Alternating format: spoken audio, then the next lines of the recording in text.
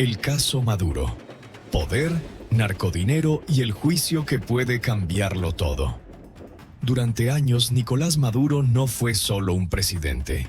Fue un símbolo de poder absoluto. Un hombre rodeado de militares, de discursos incendiarios, de control político y de un Estado construido para no caer. Mientras otros líderes iban y venían, Maduro permanecía. Intocable, inamovible, protegido. Pero hoy su nombre no aparece en discursos oficiales. Aparece en documentos judiciales, en acusaciones federales y en investigaciones que hablan de narcotráfico, dinero ilegal y redes criminales internacionales. Y esto cambia algo fundamental, porque ya no se trata de ideología, ya no se trata de izquierda o derecha, se trata de poder y de lo que ocurre cuando ese poder empieza a perder protección. ¿Por qué este caso es diferente a todos los anteriores?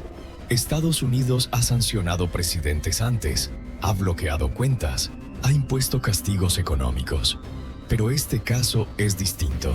Aquí no se acusa a Maduro como jefe de Estado. Se lo señala como parte central de una estructura criminal.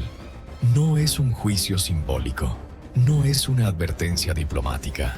Es un proceso que apunta directamente a algo muy específico. El uso del Estado como herramienta para proteger el delito.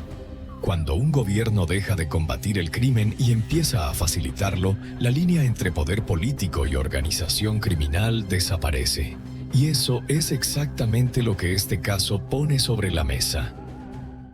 Las acusaciones, el cartel de los soles. Las acusaciones mencionan una red conocida como el cartel de los soles. Según fiscales estadounidenses, esta estructura habría utilizado recursos del Estado venezolano para facilitar el paso de cargamentos de cocaína desde Sudamérica hacia Centroamérica y finalmente Estados Unidos. No estamos hablando de criminales escondidos en la selva.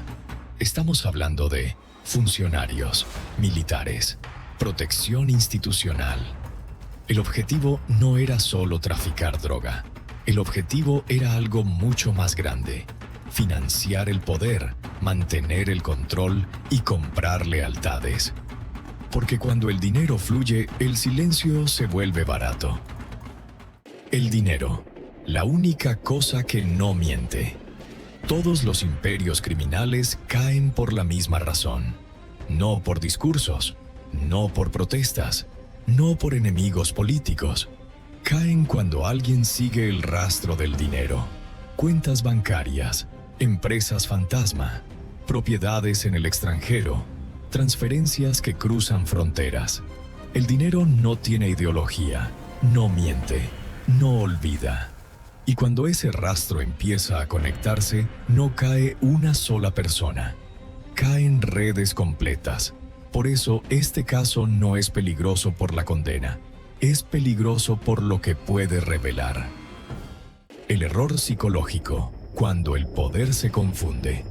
Aquí aparece el punto clave. Todo hombre que acumula poder durante demasiado tiempo comete el mismo error psicológico. Confunde control con invulnerabilidad. Maduro no cayó por falta de inteligencia. No cayó por descuido técnico. Cayó por creer que el sistema internacional nunca se atrevería a cruzar la línea. Cuando alguien cree que es intocable, deja rastros, repite patrones. Y eso, en el mundo del poder y el dinero, siempre se paga. El poder no cae de golpe. Se desgasta, se aísla y luego se rompe. Lo que realmente está en juego ahora. Este proceso no gira solo alrededor de una condena, gira alrededor de información. Porque cuando una figura poderosa enfrenta a la justicia, el sistema no busca solo castigo. Busca datos, nombres, aliados, protecciones, rutas, dinero. Y aquí aparece la verdadera amenaza. No es cuánto tiempo podría pasar a alguien en prisión. Es cuánto podría decir cuando el poder ya no lo protege. El miedo a las confesiones. Durante años, el verdadero poder no estuvo solo en discursos o armas. estuvo en el silencio, porque los sistemas criminales no se sostienen por ideología, se sostienen porque nadie habla. Pero todo cambia cuando alguien poderoso queda acorralado. En los grandes juicios, el miedo no es la condena. El miedo es la negociación. Cuando el poder se rompe, la justicia no pregunta ¿qué hiciste? Pregunta ¿quién más estaba contigo? ¿Quién te protegía? ¿Por dónde pasaba el dinero? Y ahí es donde empiezan a temblar muchos. Porque un hombre puede caer solo, pero una confesión arrastra redes enteras. En este punto, el juicio deja de ser personal y se convierte en un riesgo sistémico. Ya no se trata de Maduro como individuo, se trata de lo que él podría revelar. Por eso este proceso genera tensión global. Porque cuando el dinero deja de proteger, el silencio deja de ser lealtad y se convierte en moneda de cambio. Venezuela y el mensaje global. Mientras todo esto ocurre, Venezuela queda en el centro del tablero. Un país marcado por crisis, por migración, por pobreza y por una estructura de poder profundamente dañada. Pero este caso va más allá de Venezuela. Envía un mensaje claro a toda América Latina. Puedes controlar un país, puedes controlar un ejército, puedes controlar medios y discursos, pero no puedes borrar el rastro del dinero para siempre. La historia no recordará este caso como un debate político. Lo recordará como el momento en que el poder creyó que era eterno y descubrió que el dinero siempre deja pruebas. Si te gustó este video, suscríbete y dime en los comentarios si crees que fue el más peligroso.